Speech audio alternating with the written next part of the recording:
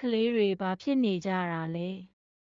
ဟိုကျောင်းနောက်ဘက်မှာသားတို့ကစားနေတာခြုံပုတ်ထဲကငွေကြီးတစ်ကောင်ထွက်လာပြီးနိုင်ဝင်းကိုကိုက်သွားလို့ဆရာကျောင်းသားလေးများ၏စကားကြောင့်ဆရာမများလည်းကျောင်းနောက်ဘက်သို့သွားကြည့်ကြသောအခါတွင်လဲကျနေသောနိုင်ဝင်းကိုတွေးလိုက်ရသဖြင့်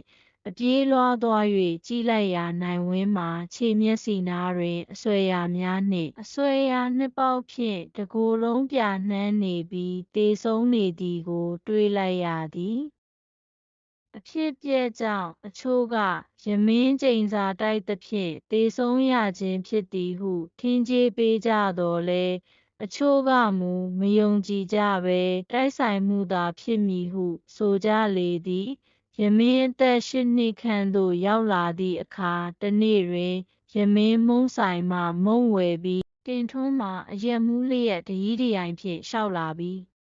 ဟဲ့ကောင်မလေးနင့်လက်ထဲကမုန့်ထုတ်ငါ့ကိုပေးစမ်းငါရက်နဲ့မီးမလို့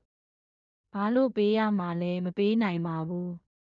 ဟာဒီကောင်မလေးနာကျင်နေတာလားပေးဆိုပေးစမ်းခဲ့ဟာတင်ထွန်းကပြောဆိုဖြင့်ယမင်း၏လက်ထဲမှမုန့်ထုတ်ကိုလူယူလိုက်ပြီးတွန်းလဲကာထွက်သွားလေသည်မြေပြင်ပေါ်သို့လဲကျသွားရသဖြင့်ယမင်းမှာအလွန်နာကျင်သွားရပြီးဒေါသထွက်လာကအရက်သမားတင်ထွန်း၏ကျောပြင်ကိုမီးဝင်းဝင်းတောက်နေသည့်မျက်လုံးများဖြင့်စိုက်ကြည့်လိုက်ပြီးငါ့ကိုအနိုင်ကျင့်တဲ့အရက်သမားမွေးကိုက်ပြီးသေပါစေ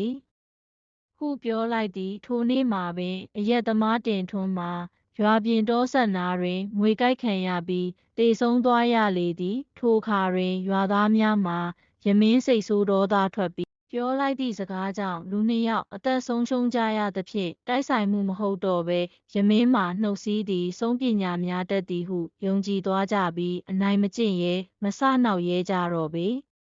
ယမင်းမှာအပျိုအရွယ်ရောက်လာသည့်အခါတွင်ကြံတောရွာ၏အလှဆုံးကွမ်းတောင်ကိုင်အပျိုချောမလေးဖြစ်သည်တောသူပင်ဖြစ်သော်လည်းဖြူဝင်းသောအသားအရည်နက်မှောင်ရှည်ရှားသည်